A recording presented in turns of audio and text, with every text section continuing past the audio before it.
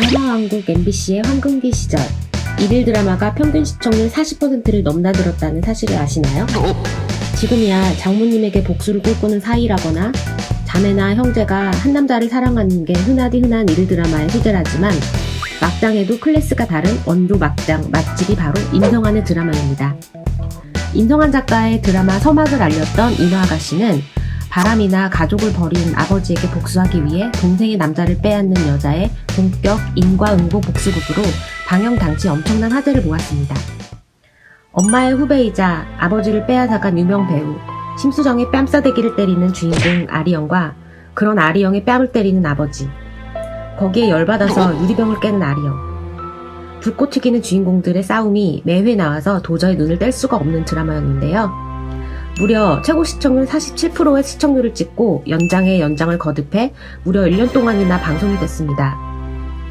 다시 봐도 이런 드라마 또 나오기 어렵다 싶은 임성환 작가의 명작 인어아가씨를 같이 보시죠.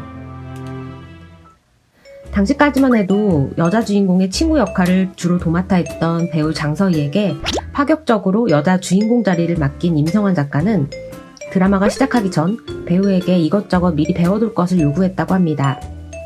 이처럼 유명 배우보다는 신인 배우나 무명 생활을 길게 가진 배우들을 과감히 캐스팅해 그들에게 열의를 끌어내는 것이 임 작가의 특징이기도 합니다. 아버지에게 복수를 하기 위해 드라마 작가로 성공하고 그림, 드럼, 춤, 요리 등에 있어서 마치 완전체에 가까운 은아리영을 연기하기 위해 장서희 역시 드라마 시작하기 전에 드럼과 라틴 댄스 등을 배웠다고 합니다. 연기자에게 이러한 태도를 요구하는 것은 극중의 은아리영의 대사로도 자주 등장하는데요. 가발을 쓰기 싫다고 거부하는 배우 심수정에게 연기자라면 달동네 아줌마 역할도 해야 하는 거 아닌가요?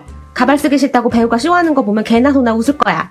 라고 독설을 날리고 가정주부 역할을 맡은 심수정이 나무를 묻히면서 비닐장갑을 쓰자 사사건건 지적을 하며 배우라면 역할을 제대로 소화해야 한다고 은아리영은 주장합니다.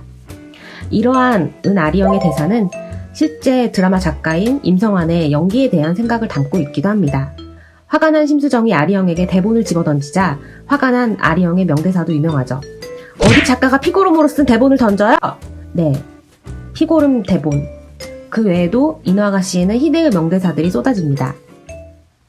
지금 보면 당시 SNS나 인터넷 게시판이 활성화되어 있지 않아서 그렇게 조용히 넘어갔구나 싶은 장면들이 많은데요.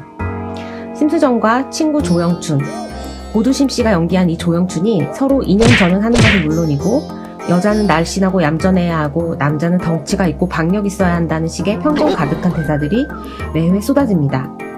거기다 친구도 서로 계급이 맞아야 친하게 지낼 수 있다는 식의 주옥같은 대사의 향연이 쏟아지죠. 특히 예영이가 불임 판정을 받자 그 엄마인 심수정의 업보라고 하는 대사나 소박하게 식탁을 차린 아리영에게 시어머니가 가난하게 자라서 음식을 모른다며 구박하는 등의 장면 등등이 그렇습니다. 더구나 아리영의 아버지 은진섭은 자기 잘못은 모르고 끄떡하면 전처와 딸의 집에 찾아가 행패를 부리고 아리영의 뺨을 때리기도 합니다. 이렇게 자극적인 대사만으로도 인어아가씨의 선풍적인 인기를 설명하긴 어렵습니다.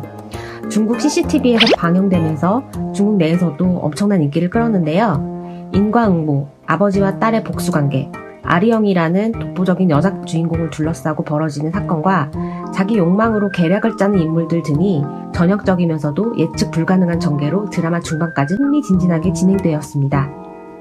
하지만 억지스러운 연장 방영으로 아리영이 결혼한 후에는 아리영 결혼 생활의 모든 내용이 은아리영의 주부교실로 변모하고 마마준과 예영이 결혼하고 마마린과 PD가 결혼하는 등 모든 인물들이 억지스럽게 짝이 맺어집니다. 마지막에 아리영에게 복수하기 위해 이주왕을 유혹하는 인물까지 등장하면서 드라마는 그야말로 오늘은 산에 갔다가 내일은 바다로 가기를 반복합니다. 심지어 마지막에는 아리영과 심수정이 화해하면서 화기애애하게 아리영이 심수정과 아버지의 집을 친정처럼 찾아갔기까지 합니다. 그렇게 복수심에 불타더니 이게 어떻게 된 거지? 시청자만 띠용 하는 사태가 벌어진 거죠. 이건 너무한 거 아니냐고? 아무리 할 이야기가 많다고 해도 40분짜리 일일 드라마를 1년이나 질질 끄는 것은 천하의 임성환 작가라고 해도 무리였던 거죠. 가족을 버린 아버지, 그 충격으로 장애를 가지고 태어난 동생이 죽자 눈이 먼 어머니, 그런 아버지에게 복수하는 내용을 그린 드라마이지만 인어아가씨의 인기 요인은 자극적이고 무거운 소재 사이사이에 일상의 가벼운 재미들을 담았다는 것입니다. 마마준 마마린 남매의 티격태격 싸움이라든지 매회 아리영의 리딩 포인트나 요리 레시피가 전개되는 덕분에 기존 1일극의 일상적인 전개를 가져가면서도 혈육 간의 복수극과 인간응보 이야기를 넣어 그야말로 단짠단짠이 5분마다 반복되는 패턴이었던 것입니다. 심파소재 속에서도 소소한 재미와 개성 있는 대사, 거기에 각자 자기밖에 모르는 인간의 욕망까지 속속들이 보여주는 임성환 드라마의 묘미가 극대화된 드라마 인어아가씨였습니다.